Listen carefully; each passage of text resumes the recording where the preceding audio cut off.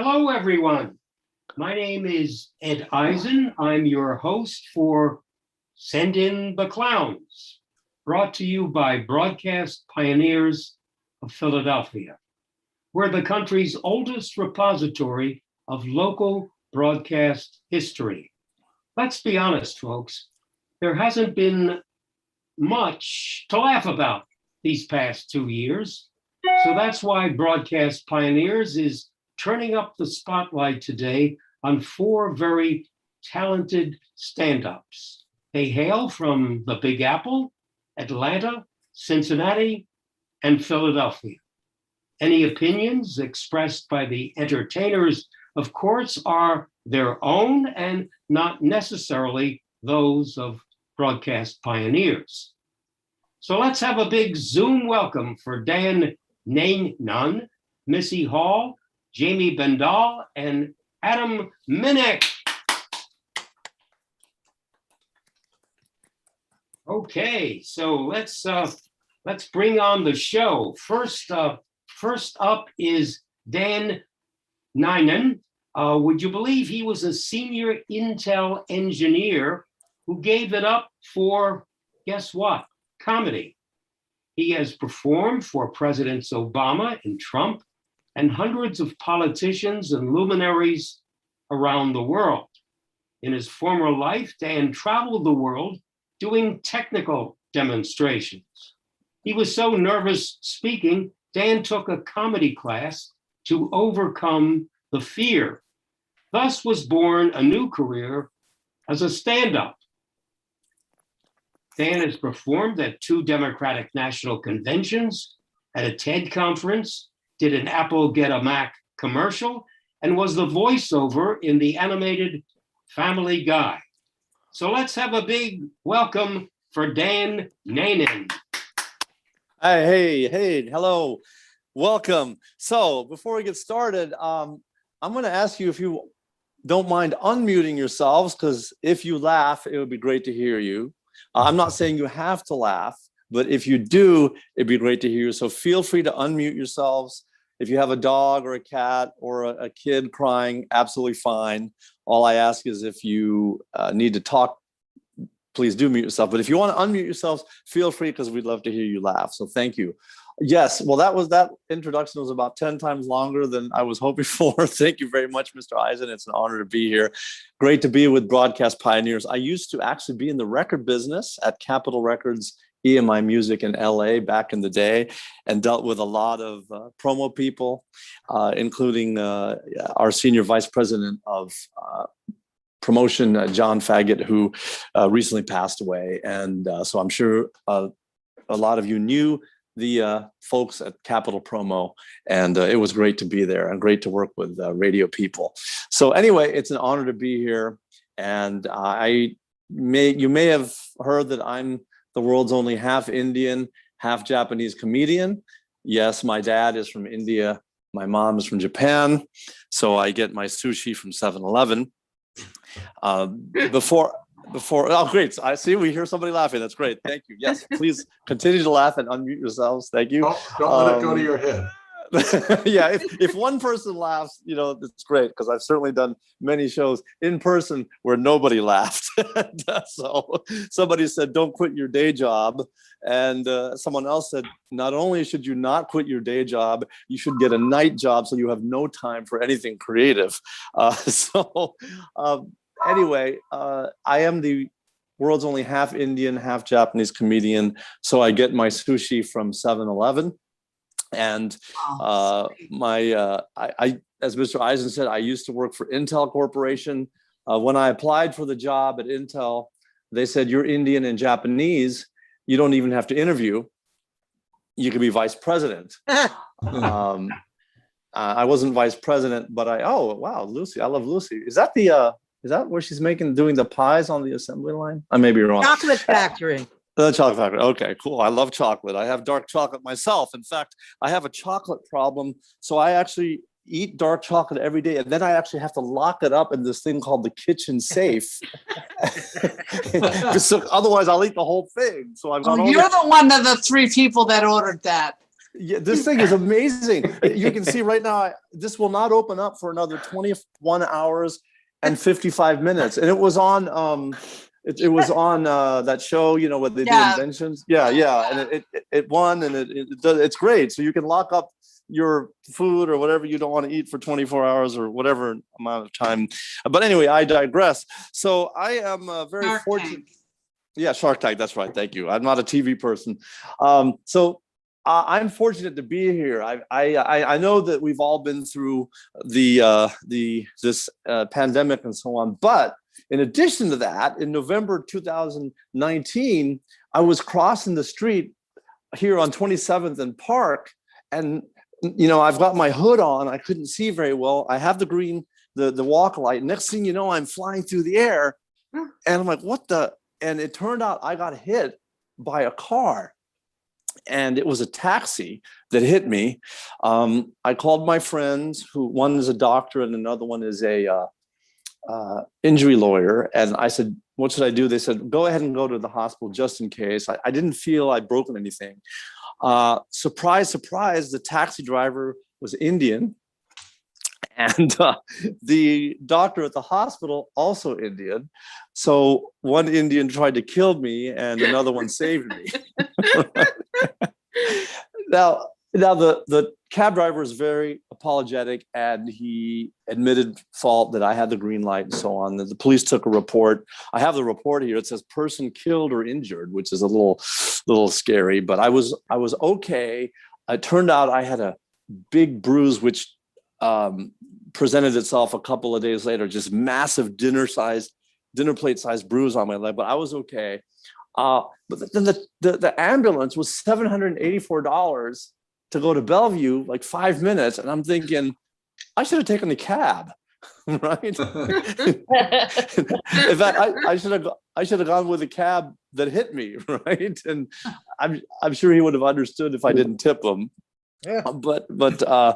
And then, you know, ironically, I was on the way to physical therapy. I was walking to physical therapy for my shoulder, right? And I called them and said, listen, I can't make it today because I just got hit by a car. And I was surprised. That they didn't try to sign me up for some more appointments on the spot. Now, ironically, this happened right in front of the New York Life office. The New York Life office headquarters is at 27th and Park. This happened right in front of that office. And I actually have a $2 million life insurance policy because I actually had a brain injury in 2015. And so if I pass away, my partner gets $2 million cash tax-free if I die. And sure you didn't have the cab? Right. And she's an amazing cook, but the food, she gets $2 million if I pass away, and my food has been tasting funny lately, I have to say. And I said to her, hey, was there a sale on antifreeze? And she said, no, that's kale. So, same thing. Yeah, exactly. That's right. It tastes the same. So, I wanted to try. I contacted New York Life to try to get the video because they've got these security cameras, and I wanted to get the video to see if I could get the video of the accident. And my friends are like, well, why do you want the video? I said, well, in case I got to file a lawsuit, and also just to prove that I do my own stunts, right? So, but yeah, everything is fine. I've healed completely, and I'm very happy to be here. Also had a traumatic brain injury in 2015 at the gym. I fell at the gym, hit my head. Ironically, this is the truth. The gym is called Crunch, and I was working out with a personal trainer, and she had me doing all this cardio, and I'm used to just lifting weights. I fell. I hit my head. They took me to the hospital. I woke up like a day later. They'd done 2 surgeries on what's called an epidural hematoma. And I said to the doctor, what happened? And he said, well, you had a brain injury and we did 2 surgeries. And I said, well, why didn't you ask me first before operating on me? And he said, well, you were unconscious and you would have died. And I said, all right, well, besides that, And when you're a comedian and then you text your friends and say that you're in the hospital with a brain injury, you get back like, ha ha, LOL, nobody believes you. And yeah, and I said, no, I'm really in the hospital with a brain injury. And my sister brought me something from the coffee shop in the lobby, my favorite, a chocolate croissant. And the name of the place is called A Bon Pain. And I'm thinking, why would you have a place with the word pain in it in a hospital, right? So get the phone. Yeah. And then and then the doctor said, listen, you're going to be okay, but you're not going to be able to fly for 5 months. I said, but I've got shows in where were they? In India and in Malaysia. And that's 17,000 frequent flyer miles. And the doctor said, is it worth dying for 17,000 frequent flyer miles? And I said, yes, it is, as a matter of fact. So that reminds me now, I do get to travel quite a bit for, am I able to share my screen here? I do get to travel a bit, have performed in 28 countries and have traveled to 63 countries total. And when I travel, I tend to see funny things. And when I see things that strike me as funny, I take pictures, and I thought I might share some of my funny photos with you. It's still saying that host has disabled screen sharing, but if you... Oh yeah, he can BPP, yeah, broadcast can share. Okay, very good. Yeah. All right. Okay, here we go. Here we go. You're All a right. technology guy. You can do this, Bill. No, we're good. We're good. Now, can you see, let's see, Redskin potatoes. Oh, okay. This was in Detroit. Can everyone see this screen? Can everyone see a wheel on the screen? No, we see Just your screen. slides. Oh, okay. Oh yeah, wheel. Look at that. Okay. Clock in the screen. Let's see, 1 second. Oh, okay. I see what I see what you all are seeing. Let me do this one more time. Okay. Yeah. I see. Okay, I see my screen. Hold on 1 second. Sorry about this. I'm a technology guy as well. I'm not in control necessarily, but okay, here we go. Okay, there we go. There you go. I was doing a show in Detroit and I saw this giant wheel about to roll out of the highway, and thank goodness I was able to avoid it. It's like, this is scary. All right. Now on Delta, they have what's called a bland meal. And I thought all airline meals were bland. I mean, you can order a bland meal on Delta. This is in Pakistan, and I noticed that you've got this married couple, or what I assume is a married couple, riding a motorcycle, husband facing forward safely, the wife facing sideways, wearing a sari, which is 30 feet of cloth, right by the wheel. Also notice the man has a helmet, and the wife doesn't. I bet they probably asked him, what kind of helmet do you want for your wife? He goes, no, I would like a better seat for myself. Thank you. This is in India. It says eating carpet strictly prohibited. Very strange. I guess, when I eat carpet, I want to put salt on it or something. I don't know. The Pacific Tsunami Museum, there's a huge tsunami in the 30s in Hilo, Hawaii, and they have the Tsunami Museum. The thing I don't understand is they have it right by the beach, right? where it's most likely to get, put it on top of Mauna Kea, which is 13,796 feet, right? Also in Hawaii, the Byodo Inn Temple, I noticed that the cemetery, they have this sign that reads available now. I guess it's all about the timing, right? I saw this in my closet. She has these, I first thought when I opened the closet, it said Black Lives Matter. But, as you can see, it's black olives. So let's see. Now, this is down the street here in New York. It says some sushi contain raw fish.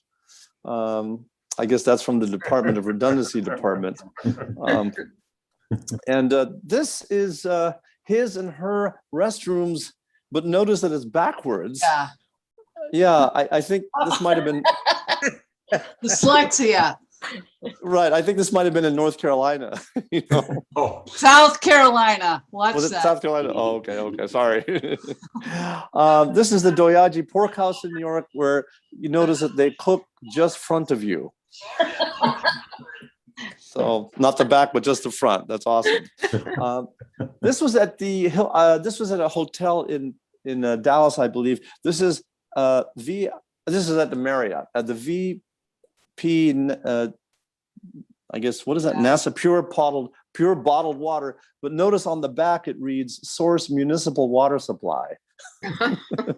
Very strange. Yes. Let's see. Oh, this I do some acting. I noticed a casting. It says tall actors must be between 3'9" and 4'11" tall. Please, no short actors. Very strange. Very, very strange. Okay, this is a check I got. Now, you know, I mean, show business is great pay. I mean, it's you get rich. This is a check for doing Family Guy on Fox, now Disney, I think. And notice that the amount here is 8 cents, folks. 8 cents. I think it was 63, and they had to deduct the postage or something. But I'm gonna frame this and put it on my wall. I actually saw a man playing golf in the subway in New York. I guess he must have thought this was the 96th hole or something, right? Now on the Long Island Railroad, they have a sign that reads "Do not board moving train." I guess they must have a problem with people jumping on moving trains on the Long Island Railroad. Whereas on the New Jersey Transit, they have the opposite problem. It says, do not get off moving train.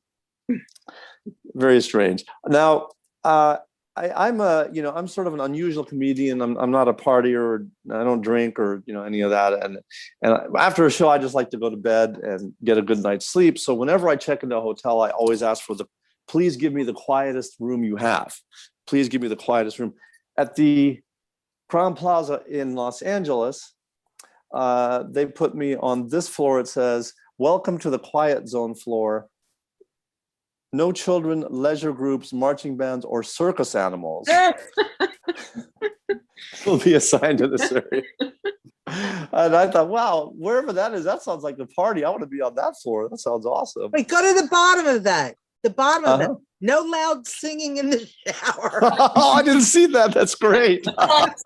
Just humming quietly. Yeah, I didn't see that. Thank you. That's funny. I actually practice my singing in the shower here, but not in a hotel room. That's awesome. That's hilarious. Insure. Yeah. Okay, cool. Thank you for that tip. Do a lot of weddings, performed at a wedding in Florida. This was the Pena Werner wedding. It says wedding on, which was appropriate because the groom was sort of a pothead. This is again in Hawaii. Notice that from the Department of Obvious Signs, right? Road closed, surrounded by lava. Very strange. In Japan, apparently bottled water comes in a can. Very strange. This is in Johannesburg, South Africa. A sign at the airport. We understand traveling can be stressful, but please don't take it out on our staff. Great. I wondered what had to happen for them to print out this sign. This is on the beach in Durban, South Africa. I was doing a show there. It says persons using this pier do so entirely at their own risk. Notice it's from the Parks, Leisure, and Cemeteries Department. Which explains why there are so few people on the beach on this 95-degree day. I was in Maputo, Mozambique, and I noticed that they named the streets after Asian dictators. I asked someone, how do you get to the corner of Kim Il-sung and Mao Zedong? He said, turn left at the corner of Hitler and Mussolini Boulevard. Now, I tried finding out, I was doing a show in Melbourne, Australia, so I wanted to know how to get from Orlando to Melbourne. And on Google Maps, it says, turn right at Northeast North Lake Way, kayak across the Pacific Ocean. Hey, Yeah, I guess I don't know, maybe they're trying to cover their butts in case someone's like, oh, I knew I should have printed out the directions, right? Oh my God. Oh, at the NIH, they're seeking healthy volunteers who smoke cigarettes. So if you know anyone, here's a phone number you can call. This is on, someone pointed this out to me on Delta, in the Delta Sky magazine. These are the best doctors in New York. This is Dr. Robert M. Bernstein. And notice, folks, his specialty is hair transplantation. Ah, This is real. I got this package delivered to my apartment in New York. It came in a DHL envelope with a FedEx label, and it came by UPS Next Day Air. Oh my God. Yeah, which is interesting. And then someone had a taco stand. Oh, you read fast. That was closed due to short staff. And someone taped over a higher taller staff was, I need a taco. Yes. Hey, well, whoever is laughing, I mean, thank you so much. You're exactly the kind of audience that we. How am I doing on time, Mr. Eisen? Well, I think I'm done. As far as time, we want to thank you. You were terrific. Thank you very much. Thank you all very, very much. We are indeed past our time. So let's give Dan a big hand, everybody. Thank you all very kindly. Thank you. It's an honor to Thank be you. here. I look Thank forward you to seeing so you in much. person one day. Thank you. Thank you. Let's move on. Next up is a Philly girl. She is Missy Hall, Queen of Happy, who believes the world would be a better place if dogs were in charge. She has been a warm-up comic for Harry Connick on CBS, Wow. a performer on HBO's Women in Comedy Festival, and the best of the fest at the Burbank Comedy Festival in California. That's when she expressed her gratitude for having to look fancy only from the chest up. Let's have a big welcome for Missy Hall. Hey, everybody.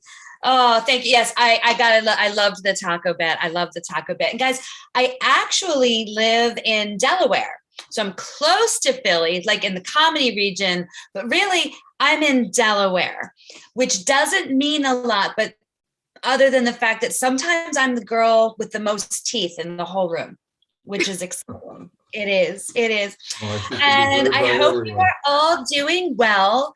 I feel like we've all kind of entered this year sort of like inmates entering a potentially unfriendly prison yard, where everybody's just super cautious and it's like, okay, just be cool.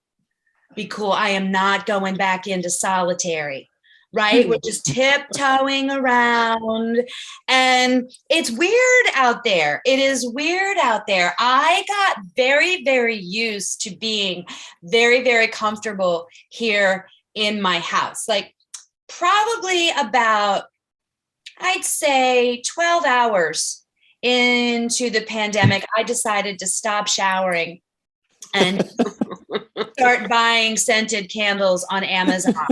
Right? I gave up quickly. I did. I gave up very, very quickly.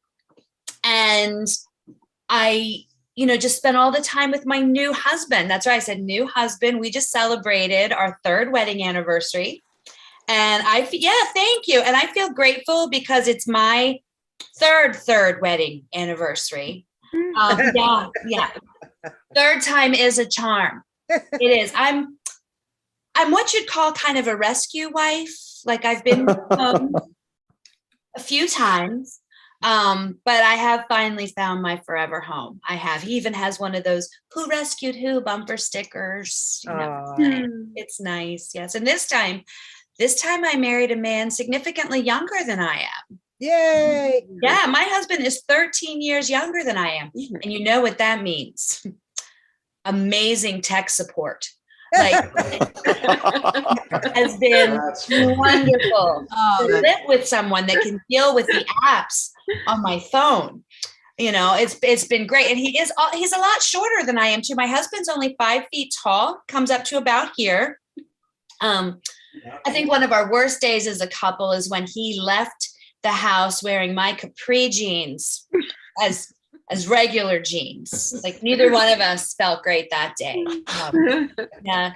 And lady, it feels good when there's a taller man behind you, and you get to be the little spoon. Like I'm not the little spoon in my house. I'm not the little spoon in my house. Like when my husband tries to spoon me at night, it's like putting on a little backpack to go to sleep. I feel like Dora the Explorer. I'm the map. I'm the map. I'm the map. I'm the map. Yeah. And it was great. When we first got engaged, we decided to go shopping for a house. And you know how stressful that is. But I only had one requirement. I was like, I really want a house that is haunted. And hear me out. Because see, I've watched a lot of those ghost shows. And have you noticed whenever a house has a ghost in it, there's always a cold spot. And I was starting to get those flashes. And I was like, if we have a ghost, there's always going to be a cold spot for me to go stand. So we found this house that was built in 1938. And I'm like, great, like there'll be a ghost. I won't be the oldest person in the house. And then we're sitting down with the inspector at the end, and they tell you all those things that you pretend to understand about the structure of a home. And he's like, and guys, the roof on this house is only 10 years old. And it's got a 20-year warranty. Like you are only halfway through the warranty on this roof. And I'm like, that is fantastic.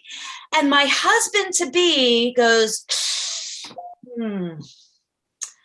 I'm not sure how I feel about making such a huge investment on something that's already halfway through its warranty. Mm-hmm. And I'm like, this is something you should have considered before proposing to a 50-year-old woman, because I am definitely halfway through my warranty and I'm definitely leaking. Like it's a thing. It is a thing.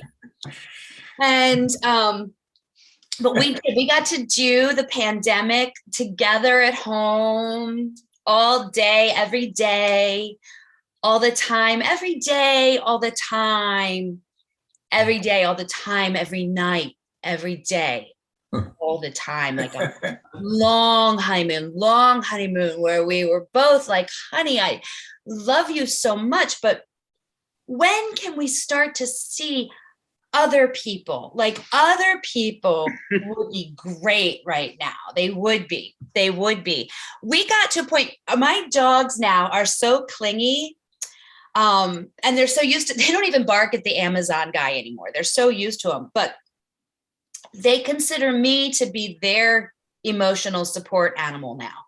Right. Like they've even ordered me one of those little yellow vests. It's like, don't bother me, I'm working, one of those. But, and it's been great. It has been so wonderful. And my husband is a wonderful guy and he does a lot of household stuff without me even asking him. All right. But here's the thing. And men, and let's be clear, I adore men. I've married quite a few of you. But what I need to know is you do this thing where you act helpless in a domestic situation. And I feel like it's on purpose. Like when I pretend I don't understand how to work a lawnmower. Like, and here's an example. My husband did the laundry, which was so wonderful. But then he comes out and he's holding a bath towel. And he looks at me and he says, do you know where this goes? Like, yes, I do. And so do you. He's like, I don't. I was like, okay, I want you to think hard. You're in the shower. It's over. You're cold. You're wet. You're naked. You're stepping back out into the world. What is the first thing you reach for? He's like, a towel. And I'm like, that's right. Where do you find it? And he's like, on the towel rack. I'm like, that's where the towels go. Like, use your head. Use your head. And the thing is, not to, I know what it is like to live with, like, The poor man has to wake up every day with my favorite game. Guess what mood I'm in today? I don't know, but you can guarantee it's your fault. And bonus round, whatever you did yesterday that I loved, today it's just going to tick me off, right? That's how we do. At least I do sometimes. And one of the things that is interesting about living with a man that is so much younger is we don't have the same movie and music references. We do not. We also do not have the same experiences at doctor's office visits, right? I can remember, and he's still at this stage, I can remember when I used to diet and exercise so I would look good in a bathing suit, right? Now I have to diet and exercise just to stay alive. Right.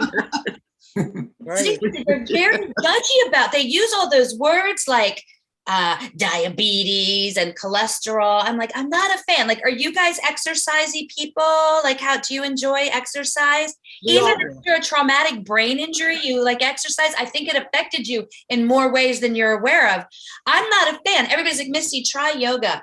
Try yoga. I'm like, I hate yoga. Like, I wanted to love yoga, but it was like it's always the skinny pretzel lady. And she like whispers at you. She whispers and she starts telling you to like reach into, doggy down or whatever, and look at your hopes and dreams as they float away. She doesn't play any loud music to like cover up all the passing of gas, which is bound to happen when I bend over. Like, she doesn't do it. She doesn't do it. And the doctor's like, Missy, you don't have to do I'm sorry, that's my dog. Hazel, sorry about that. She's like, Missy, you don't have to do much.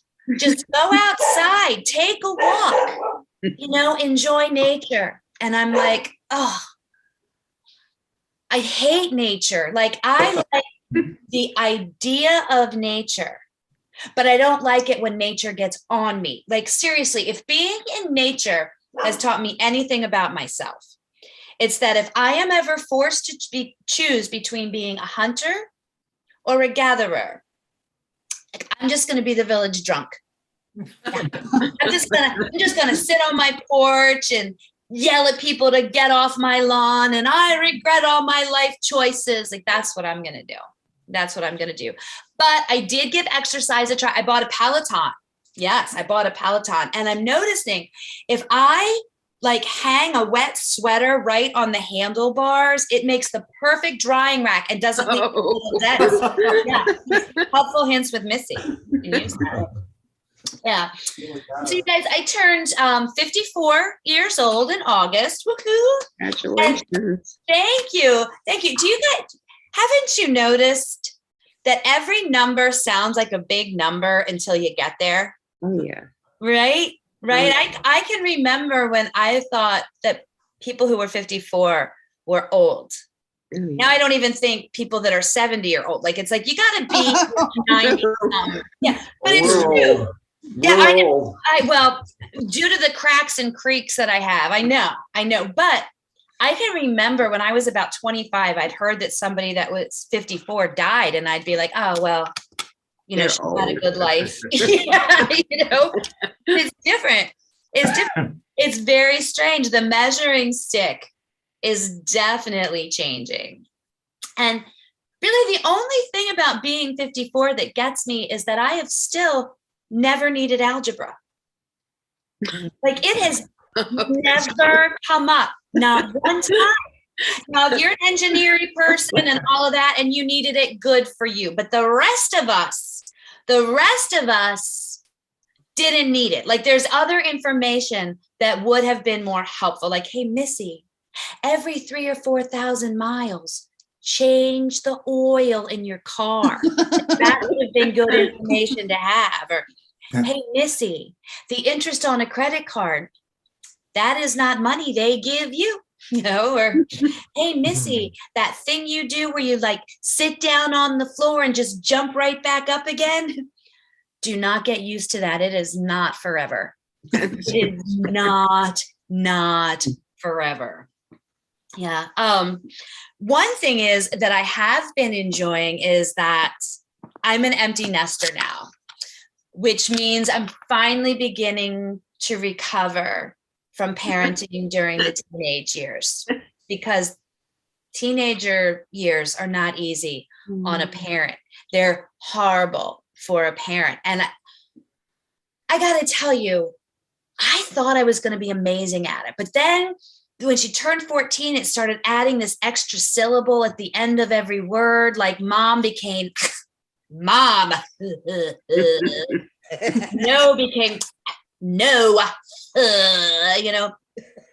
You guys, this one time I was doing a show in Montana and I'm walking on stage and I get a text message from my daughter who was 17 at the time. And I'm like, oh, she's going to wish me luck on my show. It said, Mom, I'm hungry. I text back, so eat. You guys, I could feel the eye roll like 24 states and 3 time zones away, and she was all like, what can I eat? And I'm like, pop quiz, kid. You are home in a house full of food and you're hungry. Like, if you can't work that out, do you really deserve to live? Right? And I know it sounds hard. And I do love her. I love her so much. I made her. I mean, completely by accident, but I did make her. To this day, I'm amazed. I can't make a pot roast on purpose, but I can make a person completely by accident. But anyway, you've got to believe me. I was an amazing mom before I had kids. I was. Right? Weren't we all? We could look at any situation and be like, oh, that little baby is cute, but mine is not going to cry in a crowded restaurant with boogers all around his face. You'd be like, oh, that little toddler's adorable, but mine's never going to have a meltdown in Target and then poop in the car on the way home, Yeah.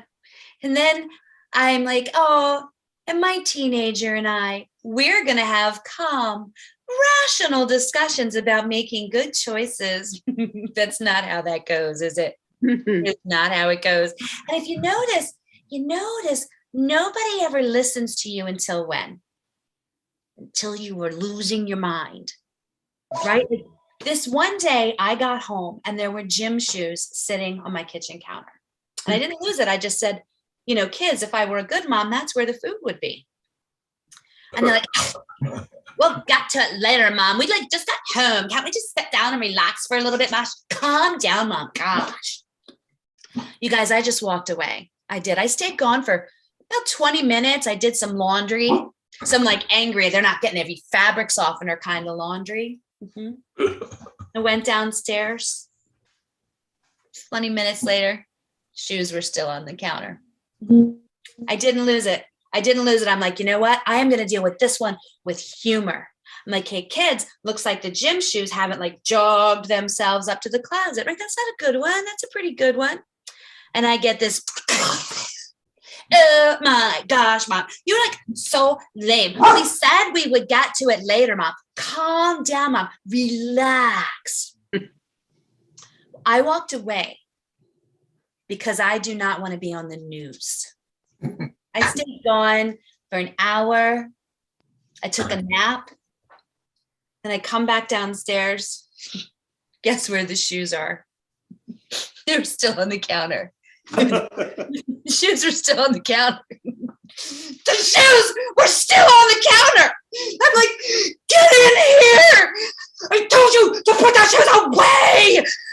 I'm not yelling. You better look at me when I'm talking to you. Don't you look at me like that. Give me your phone. That's it. And they look at me like I'm crazy. And they're like, what's the matter with you? And I'm like, listen, I am spitting distance away from menopause. You better put on those shoes and you better run. You better run. And they did. They did. Then they grew up, became nice people, just like you guys are all such nice people. Thank you so much for having me, Broadcast Pioneers. I am Missy Hall, and enjoy the rest of your show. Yay. Thanks, Thank Missy. you. Yeah. Let's have a big hand for Missy. And Thank Missy, you. next time you're down in Delaware, you've got to say hello to the president. Yes. Do you know I lost a job to his wife once? I could have almost been first lady, but we were both up for a teaching position at Del Tech like 100 years ago. I did not get it. Jill Biden did. What a story. Right? That's Yep. good. Okay, That's good. we're gonna move right on here. What we'd like to do is introduce our next performer, Jamie Bendall from Atlanta. Since 1991, he has performed over 5,000 shows for a wide variety of audiences and served as a political roastmaster. Some would say he is perhaps the country's funniest practicing personal injury attorney. He's also a licensed real estate agent and owner of the Punchline Comedy Club in Atlanta, widely considered one of the top 10 in the country. So let's give it up for Jamie. Thank you so much for that introduction. I always am surprised at how often I correlate the need to update my bio with someone reading my bio aloud. Strong correlation between those two things. Great pleasure to be here with you guys today. And for those of you that obviously anybody that has a background in broadcasting, really the relationship between people who are in studio when broadcasting is done and comedians in the back of the room, this gig is very reminiscent of that to me. So I have the opportunity to get to watch the other comedians, and normally the three of us not performing would be sitting in adjacent stools at the back of the room, watching our peers work away. And I was actually thinking how when Missy began talking about the disparity between her age and her husband's age and their differences between their visits to the doctor, I thought surely she was going to tell me that his visits still end with a lollipop. Thank you. Yeah. And to Dan, I've actually been to the museum. What Dan didn't tell you, part of the reason why that Tsunami Museum is located where it is because that's the building that all the exhibits wound up in. Let's just put it right here. Let me tell you a little bit about myself. I am Jamie Bendall. For those of you who don't know me, I'm married. I'm also a parent. I say them in that order because that's the order it happened. Like Missy, my wife is actually 6 years older than I am. And I did that on purpose because I wanted to budget a little alone time for myself later in life.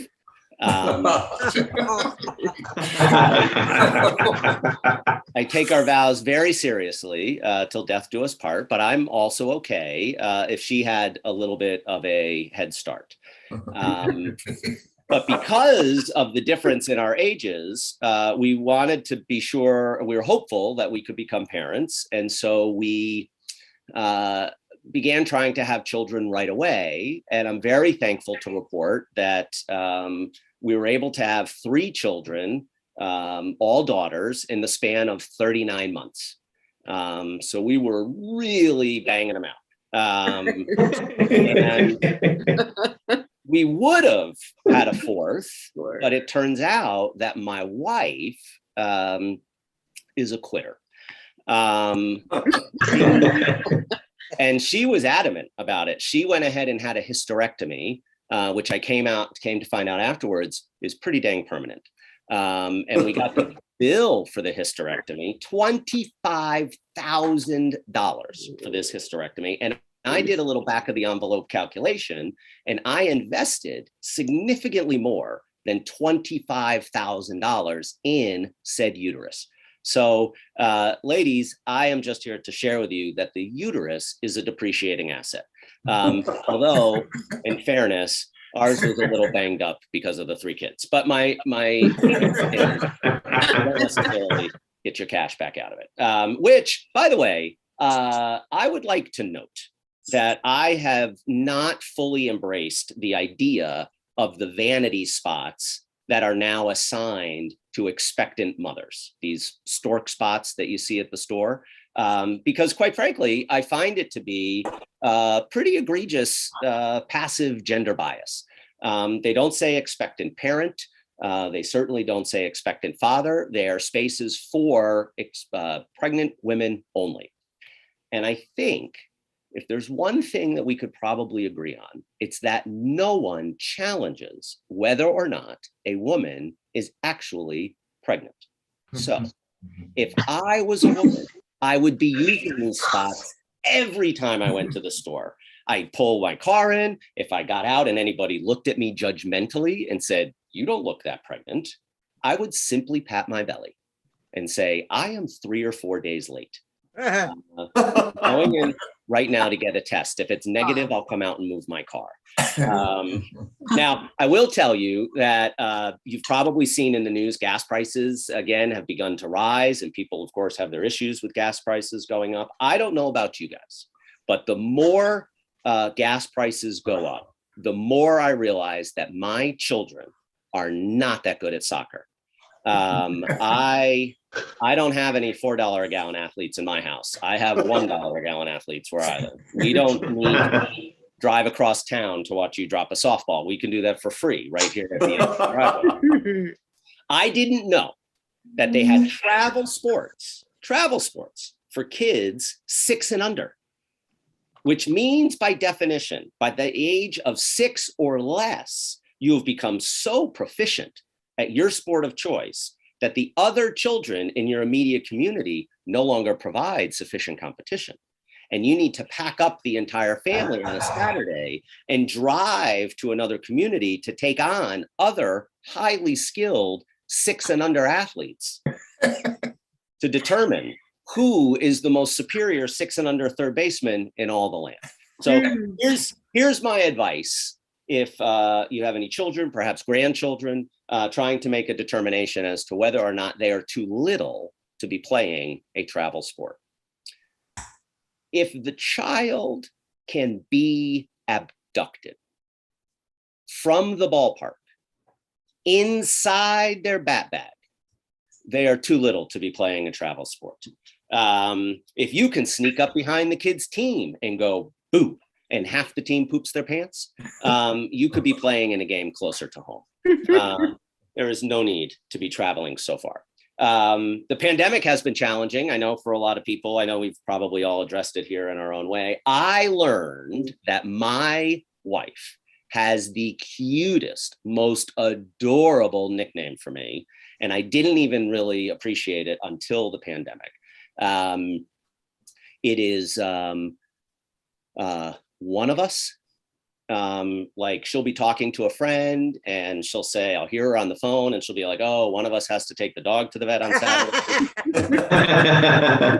I realized, oh, that's me. Oh, it's all. And you know, some of us grew up in households where you knew you were in trouble and they used your full name, right? That you first name, you know, given name, middle name, that you knew you really had crossed a line. It's the same thing in our household with a different nickname that she has when she wants me to do something and she's unhappy. And that nickname is somebody needs to.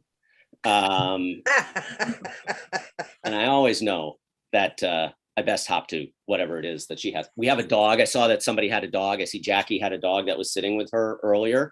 I actually have a dog myself. My dog is a senior dog. And I've learned that I am the healthcare proxy for this senior dog. And so every time little Gimpy maybe gets up, seems a little disoriented, my wife is confronting me and saying, you need to do right by this animal, right? You have to pay attention to what's going on to this dog. It's unfair how this dog is being treated. And I'm so appreciative that I'm learning about this part of her personality, because it's giving me really explicit directions about how I need to behave when I myself become a senior. Because God forbid I get up one day complaining about my back, she's going to be sitting on the foot of the bed saying, it's time we take a car ride to the doctor. But really the biggest challenge we're having right now, okay, my dog is going blind. And I know this because we'll play fetch in the backyard and I'll wave the ball and then I'll throw it and my dog loses the ability to track it. So then the both of us wander around our backyard and act surprised when we come across the ball. So I go to the vet and I'm explaining to my vet about what's going on. The vet says, you need to take your dog to a canine ophthalmologist. And I said, surely you're kidding. And he says, no, canine ophthalmologist. Now, I don't want to denigrate anybody's commitment to medical school or how they've chosen to earn a living, but I will assure you that canine ophthalmologist is among perhaps the most illegitimate forms of veterinary care. And the reason I say that is because there is one crucial part of an eye exam that a dog is unable to do. And it's the part of the exam where they ask you one or two. One or two. Nevertheless, and I thought, by the way, it was a bit of an overkill that the eye chart had fire hydrant, tree, mailman on various lines. So nevertheless, I leave the doctor's office. I have a prescription now for my dog that we go and get a pair of sports goggles that I am now supposed to put on my dog when we want to go out and play fetch. So James Worthy and I are out there in the backyard chasing the ball around. But while I was there, I saw a flyer that I could get certified in dog CPR. And it says, study your dog's behavior patterns to know when he or she might be having a heart attack. Now, my guy pretty much lays around and sleeps all day. It might be 3 or 4 afternoons before I noticed anything was wrong, right? And then they say you have to give your dog mouth to mouth or mouth to snout resuscitation. And unfortunately, for my dog, this is where I will have to draw the line, because he has this uncanny ability to put certain parts of his anatomy in direct contact with other parts of his anatomy that wholly preclude my willingness to put my mouth on his. So in the unlikely event that he comes into our den clutching his left paw, I am going to be out in the backyard digging a hole saying, listen, you were a good boy. No way I am putting my mouth on yours. So my girls are a little bit older now. And one of them actually just turned 20. And she was so excited about her birthday. She comes downstairs and she says, Dad, I'm 20. And I'm like, I know, honey, this is a big deal, right? 20 years old. It's crazy. She high fives me and says, Dad, I beat teen pregnancy. And I thought, oh my goodness, I had no idea. And since I have 3 girls, she says, yeah, Dad, 1 down, 2 to go. Which I thought was pretty creative on her part to hassle her sisters that way. So I am in Atlanta. And we are not a snowy climate like other parts of the country. We do get our ice storms that sometimes make the news. And what I get a kick about is when we have inclement weather, they always give you the usual admonitions, right? And most people don't know this, but the state of Georgia is 47th in SAT scores, okay? We're 47th, which in fairness, isn't that bad, still top 50. But every time they have icy weather, they say, stay off the roads. Don't go out. Only the dumb, only the stupidest among us, only the morons are out driving in these conditions. And I think we are 47th in SAT scores. There are stupid people on the road all the time. You need not wait to inclement weather to find that there are bozos surrounding you. Oh, and by the way, I feel it's appropriate to ask, I'm the third comedian in. Does anybody have any questions for me? I feel like I've been manipulating my part of the conversation. Anybody have any? Yeah, I have a I can read the question. chat. I have a question for you. Oh, do you? Okay, I was asking rhetorically, but that's fine. I'll So the entertain a question is from the floor. this. Sure. Do you know Dick Babish, the famous CPA and attorney in Atlanta, Georgia? For the purposes of this call, I'm going to say no. He's my cousin. He's my cousin. You got to look. He's your him up. cousin. Oh, that guy. Yeah. I know that. Yeah. There's a notorious one with the same name, and I just wanted to make sure he wasn't that guy. All right. I'm going to, I know we're short on our time. I want to tell you one last quick little story. And I want to say this, and I hope you'll indulge me on a little point of personal privilege. Those of us that are comedians, right? We get to do exactly as Dan's described, Adam's about to do, Missy just did. Part of what makes our job terrific is that we get to show up at some of the best events of other people's lives. We're at award dinners, we're at banquets, we're at charity galas, we're at Rotary clubs. We are every place where people are getting together to celebrate what's important to them. And we get to do something that demonstrates our affinity for each other and the things that bind us together. And those are the things that make us laugh. And I know that this pandemic has been a little challenging for everybody. And I know that it has put some stress on us in a variety of different ways in our lives. But I would offer to you that the darkest moments in human history have all indicated the first step back towards normalcy, back towards things getting better, is the moment at which the people involved chose to laugh. Okay. Absolutely. So it's to your credit that you guys still get together in your community and share and honor and recognize each other and spend this time laughing together. So I'm very appreciative of getting to be a part of that. And let me just share with you this one last quick thing. So we had a house fire in our home. And I don't know if anybody's had their house catch on fire before, but it's surprisingly disruptive. So, and in point of fact, I guess I should clarify, it was more of a nightlight fire. My girls all sleep together in the same bedroom, kind of like puppies. They do this sister slumber party thing when they're all at home. And my youngest decided she wanted a new nightlight. So we go out to the store, we get this new nightlight, we put it in the wall, and like 2 nights later, my oldest wakes up and she thinks that the room smells funny, and she thinks that there's a weird noise coming from the outlet. So she gets up to investigate. And right as she gets up to the nightlight, it bursts into flames. Oh. So she does exactly what we've rehearsed over the years. She yells, "Fire, fire," to wake up her siblings. And then she does this little belly crawl out past this flaming nightlight to come and wake up Kelly and I. So now my daughter is in my bedroom screaming bloody murder, right? I hear the other two screaming down the hallway. I smell smoke. I panic. I don't know, do I put on pants first, call 911, investigate the fire last? Is it fire first, pants last? I freeze. Thankfully, my oldest daughter, terrific kid that she keeps her wits about her and blows the fire out.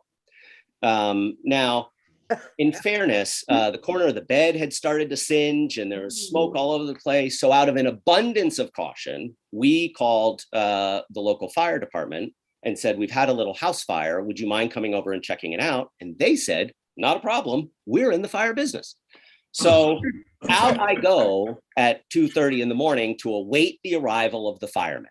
And I can only tell you how reassuring it is when you get outside and you hear sirens in the distance and you think, thank goodness, here they come. And then almost immediately, off in another direction, I heard additional sirens. And following immediately after that, off in a third direction, more sirens. And I thought, this is a busy time for fires. And then I realized they're all coming for me. And I had what I could only characterize as a little bit of 911 remorse, where I thought, maybe I didn't need to call. The next thing I know, I've got 4 fire trucks from 3 different cities at the bottom of my driveway, lights ablazing, ready to fight a fire. They've got helmets and masks and air tanks and infrared sensors, ladders, axes, a buddy system. They come tromping up the stairs with a Dalmatian.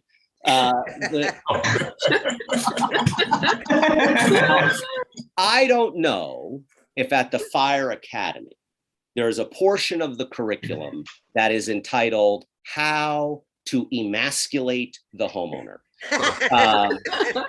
But I can assure you that these guys got straight A's. They did everything but tuck me back into bed. Although in fairness, Mr. September was a gentleman. And then they were so cocky when they were leaving. They were like, now, sir, if this should flare back up, we'd be more than happy to come back out and assist you. And I thought, oh, no, fellas. This house could become fully engulfed in flames before I'm making a second call during your shift. There's no way. All right. Laugh more in 2022. Thank you so much for the invitation. Can't wait to hear what Adam has to say. Thank you so much. Okay, let's give it up for Jamie. Yay, Jamie. Okay. Our last performer, but not least, is Adam Minnick from Cincinnati. And as I said earlier, our condolences, Adam, that the Bengals didn't win the Super Bowl. It's close. Really sorry about that. Adam has worked at comedy clubs across the United States, among them the Dry Bar in Provo, the Improv in Chicago, and Jamie's Punchline in Atlanta. He's performed abroad in Dublin, Perth, and Stockholm. Dan is also a writer, an author, a podcaster, and a producer. So let's have a warm broadcast pioneers welcome for Adam Minnick. Yeah. Oh, thank you. Thanks so much. By the way, I love Philadelphia. I'm so glad you got rid of Ben Simmons. That was a good move. That was. And Jackie, I love the dog eater thing. Looks like you're a villain in a Bond movie. Looks like you're ready to get James Bond. The villain in Bond movies, the one guy who always had an animal on him. He was like, with a cat, I think. But My little dear.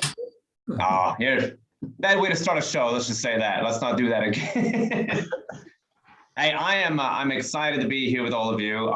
It's fun to do a show from my house. I'm gonna tell you, during COVID and quarantine, I got my house ready. I built a home gym, because I'm not very strong.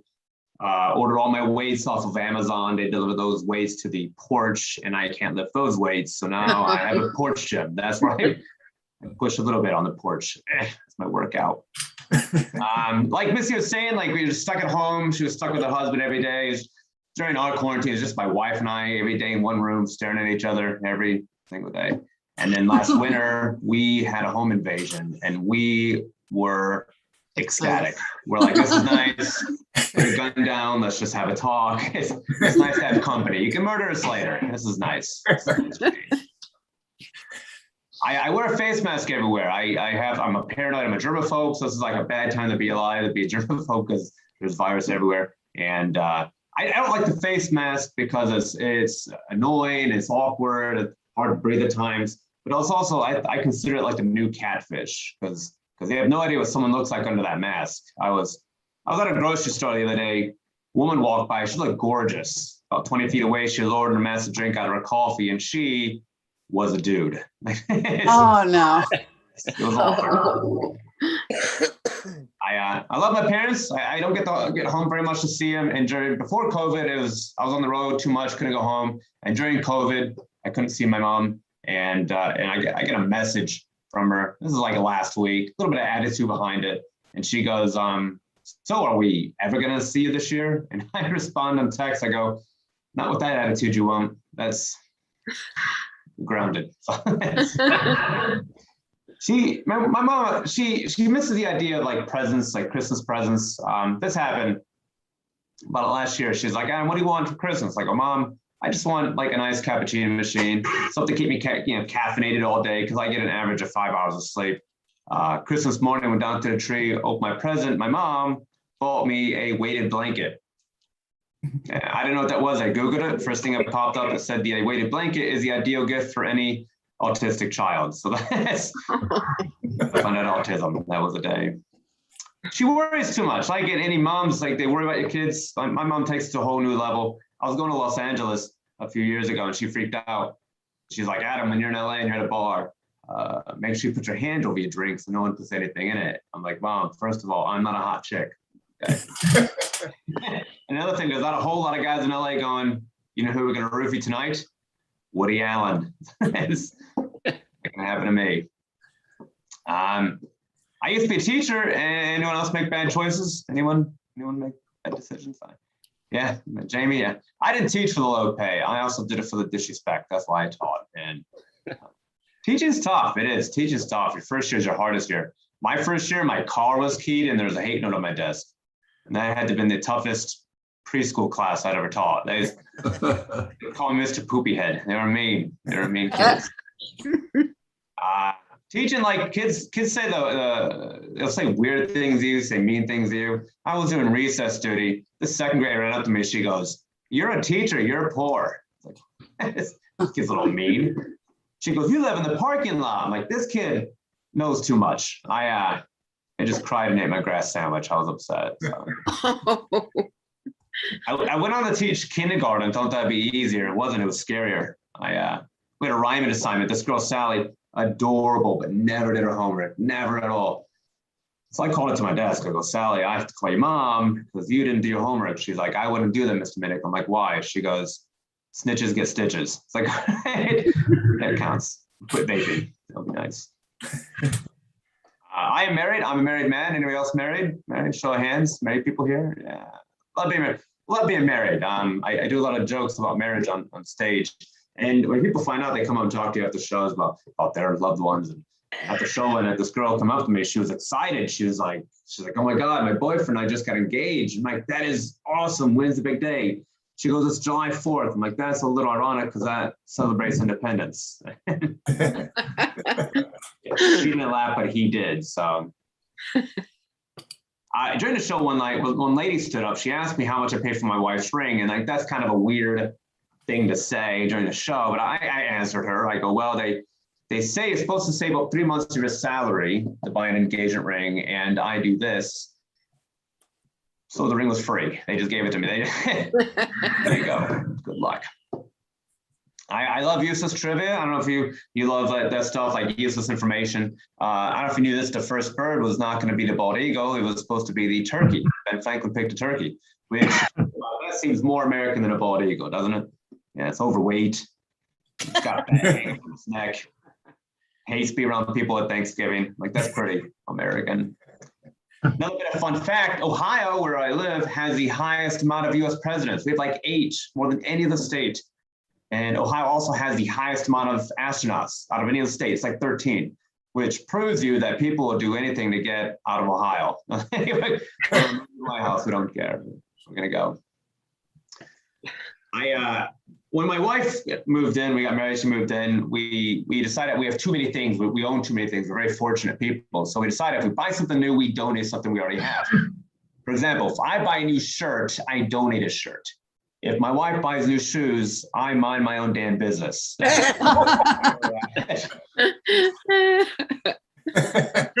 Here's another thing. I found out after my wife, after we got married, I found out my wife loves the show Snapped.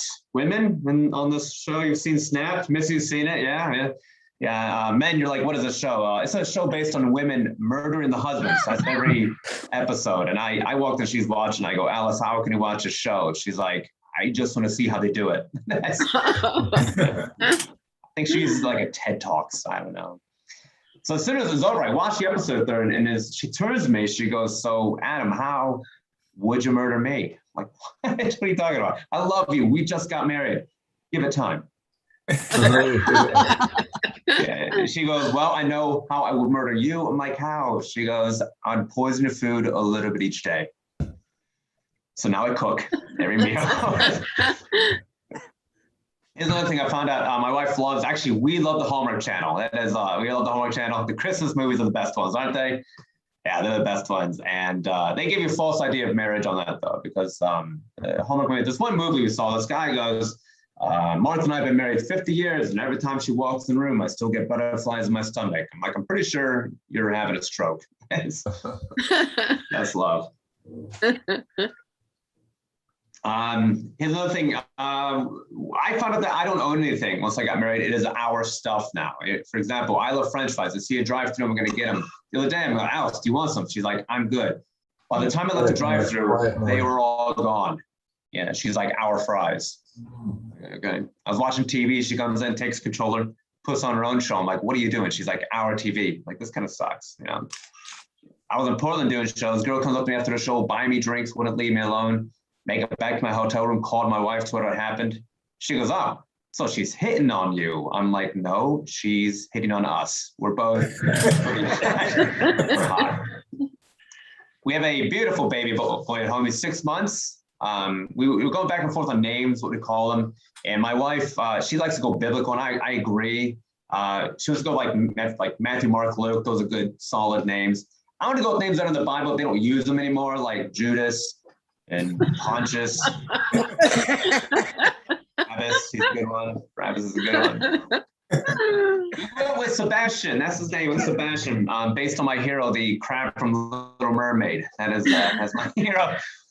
And we didn't do a huge gender reveal party. Have you seen those? Like, people getting out of control. They're trying to up each other in gender reveal parties. There was a couple in California burned down a forest because they did fireworks. This other couple in South Dakota, they took an aluminum pipe, they sealed off one end, put colored gunpowder in it, essentially making a pipe bomb. And the grandmother, it blew up, the shrapnel hit the grandmother, they had to send her to the hospital. And I know what all you are thinking right now. Was it a boy or girl? I don't know. Just figure it out. We'll never know. I have Polish ancestry, heritage in that. I hope my son, when he goes to school one day, kids don't make fun of him, because when they find out someone's Polish, they go to town. There's no positive jokes about it. Not like if you're Italian, it's like, "Oh, the food's delicious, they're in the mob," you know. Or like Asian people, they're really smart because they're short people. Like for Polish people, it's like, how many Polacks does it take to change a doorknob? How many does it take to change a light bulb? Yeah. Let's focus on the positive, like teamwork, right? Yes, we all work together. So here's another thing, Mike. I want to be a cool dad. Jamie seems like a cool dad. You know, I don't think I'd be a cool dad. I want to be one. My wife's like, "What are you going to do? You can't be a cool dad, because what are you going to do?" And Sebastian goes, "I hate you, Mom." I'm like, "I don't know. I hate her too." So we have, if you ever had kids, you know what I'm talking about. Like when the baby's on the way, your wife's pregnant. You want to make sure you be the best dad as possible and be the best parents. And so we watch videos and read books. Like it says, don't let a baby watch TV for the first 18 months of its life. And we're like, all right, no TV. And then 2 months into, and he was around, we're like, all right, little bit of TV, because we got to watch TV and eat internet and just want to be entertained. And at 6 months, we're like, all right, no porn, no pornography for this baby. Yes, we draw the line right there. That's okay. Two people. I took my son to the aquarium, and I was so excited. And my wife, we got home. My wife's like, "How'd it go?" I'm like, "It was so much fun." And Sebastian loved it. And she goes, how was the salmon there? Like, it was next to the tuna and fish sticks. Like, that's ridiculous. Here's the thing, like my wife came home, she's just started working, she's off of maternity leave, and she came home the first day of work, and she came home crying, and I just left the room. I ignored her. Yeah, an hour later, she comes up to me, she's like, "Why didn't you hold me and comfort me? Tell me everything's gonna be okay." I'm like, "Remember when our son was crying in his crib last night? You told me to let him cry it out, he'll figure it out." That's good. Now, my son and I are roommates, we have bunk cribs. That's what we sleep. So My wife pushed for a push present. You ever heard of that? It's a new thing. Like new moms want to push present. I get it. A lot of work goes into it, and my wife kept begging for it. I'm like, all right, whatever. You get a push present, represents the pushing the mother does. However, on the day of the birth, my wife didn't have a natural birth because of complications. We ended up doing a C-section. So I had to get her a present that represented that. So I got her a Jack in the Box. We went out for drinks the other night, and my wife's nursing. And I feel like I can't say that now because the woke community is very offended. So I just tell people it's free range organic, right? My wife graze in the backyard. That's what she is. She's like, I have to pump and dump because I go, why? She's like, there's alcohol in my milk. I'm like, we can sell that. She's like, how are you going to do that? Like, we sell it as White Russians. That's what we do. There's immunities in there. So I will finish on this one. I'm 42. I'm taking compliments where I can get them. They're not really compliments. I think people are giving them to me. I was getting headshots done in northern Kentucky because like Cincinnati is right in the Ohio River, right across the river from Kentucky. And I was getting headshots, and this woman walked by and she goes, oh, you have a really nice smile. I'm like, what do you like about it? She's like, you have all your teeth. I was like, okay, Kentucky, well done.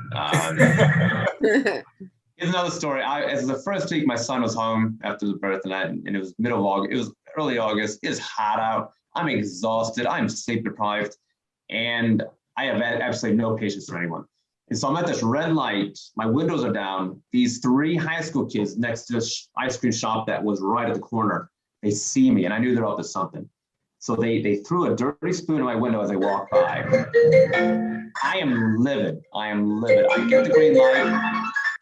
Everyone's phone's ringing now. I get the green light, went around the corner, called the kid. I am 42. I don't take crap from anyone. I go off to the kid. The kid's like, dude, you're like 30 years old. I'm like, hey, that's very nice of you. Have a nice day, son. Thank you. So thank you so much for having me. This has been a lot of fun. Yay! Okay, let's have a big hand for Adam and a big hand for all of our comics today, Dan, Missy, Jamie, and Adam. Big hand for all of you. Thanks for your appearance here before Broadcast Pioneers of Philadelphia. That wraps it up for this month. I hope you all enjoyed Send In the Clowns. Want you all to come back next month for Remember When, a recreation of a popular local radio show by our own program director, Jackie Strauss. So we'll see you all next week or next month. Sorry about that. Hey, Ken. Thank you, Ed. We're going to sign off. Ken, how are you?